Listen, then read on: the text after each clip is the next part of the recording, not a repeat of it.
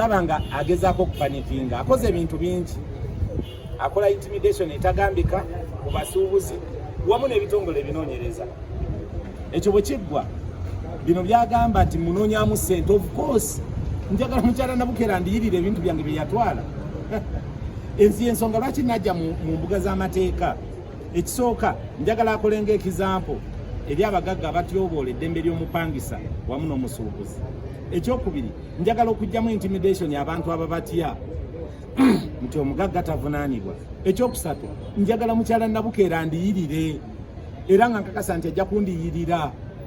Kati kino kyayogera Kayomboozi nkadde nti munoonyaamu ssente, alina okukwata ssente andiyirire kubanga yazitwala n'ebintu byange yabitwala n'edduuka lyange yalimenya n'alibbamu ebintu byonna. Kati ezanyumya Mboozi nkadde era nkakasa nti obwenkanya tujja bufuna. Gaba Moses, Chairman Katukazane Shoes Dealers Association Uganda, omwogezi wa FUTA. Olwaleero tuze mu kooti wano nga twebaza Katonda twali guno omusango ffe twagwa emyaka 8 banga tukimanye nti abagagga bagulirira emisango ne bagyongerayo ennaku ezitamanyiddwa ne twebaza Katonda ntutaddewo ka pressure era wadde ne bolaba kuba amawulire tubakuba mu mawulire ka pressure kano kabookya kubanga guno omusango si gwa Mwami Kabanda ng'omuntu.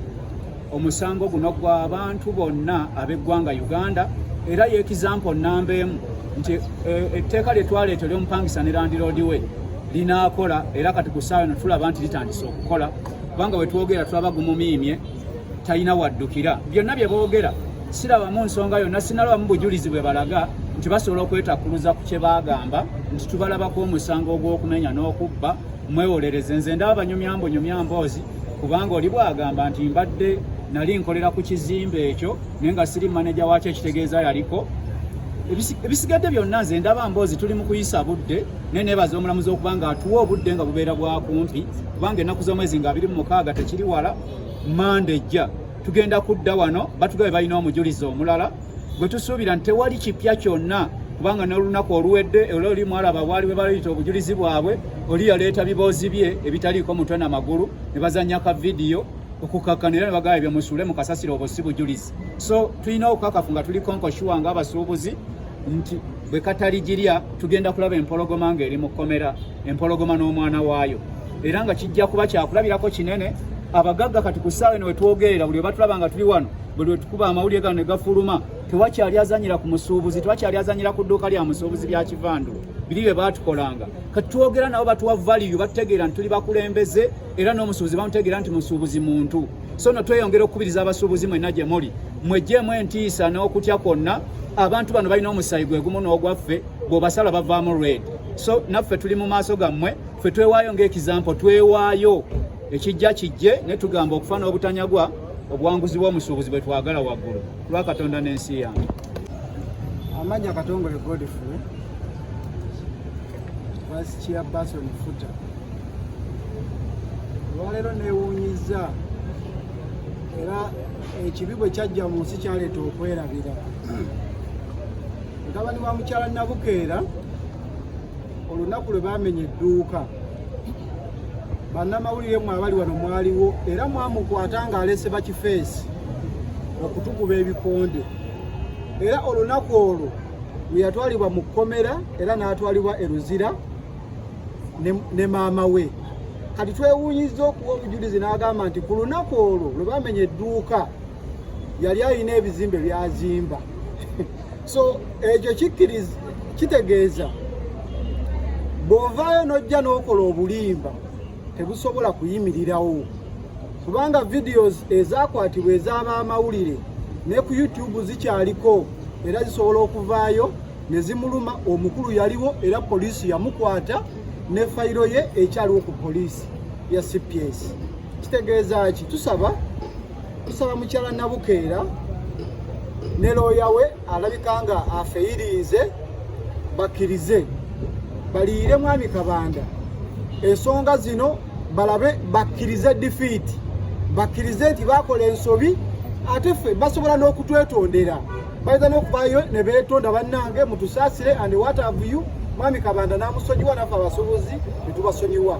Naye kino kigenda kuba kyakulabirako eri ba landlords mulekerengawo okutuyisangamu amaaso n'okulowooza nti gwe bw'ozimba ekizimbe mu Kampala obeera wanjawulo nnyo okusinga amateeka.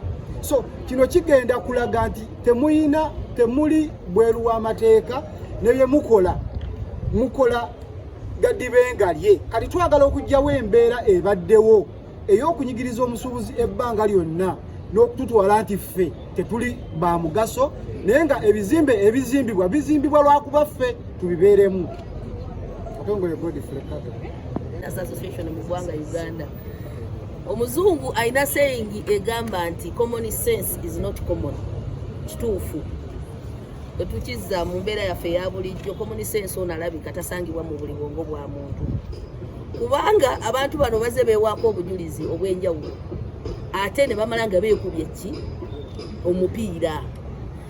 Mukyala Nabukeera nkuwa obujulizi bwe obuwedde. Yagamba nti mutabani we musuubuzi era naye akolera ku nnana. Olwaleero mutabani we yeekubye omupiira n'agamba nze siri musuubuzi nze ndi muzimbi wa bizimbe. Ekyo kimu. Ekyokubiri n'agamba n'ekyokulala nti ye akolera mu kampani ya Nabukeera Limited. Atali musuubuzi ate bw'amaze n'agamba naye ate ayinawo edduuka mu nnana mukazi we lyakoleramu. Wegamba n'olabanga ebintu byonna byakusika bisubi bano ekitufu kya byonna tebalina bujulizi tebalina defense kwewozaako tebalina kwewozaako kwabwe. Emisango nga omanyi nti ekitufu kisigala kituufu era ekituufu kirisigala kituufu. Bamaliriza beekuba bwekuba mipiira tumalira budde kubanga n'omutabani azeemu nina byayogera luli ng'ate omutabani alinga byalivaisiz okujja neero okukola ki naye okwogera. Wegamba tewali nnyo na kyamakulu kituleeseza leero mu kooti kubanga obujulizi bwe bwalinga nnyina bwe yayogera n'omwana bwe yafotokopize n'aleeta. Era tulindiridde omujulizi waabwe owokusatu gwe bagala balina oba ani oba bakyagattagatta era nga womanyi bakyagattagatta defense. Tubalindiridde naye tebabawadde budde bwawala. Kuba batulindisiza nga tugamba ali mukubo tumulinze obudde tubadde nabwo omujulizi abuze. Paka batupostpondinze mpaka next Monday ssaawa 3 ez'okumakya.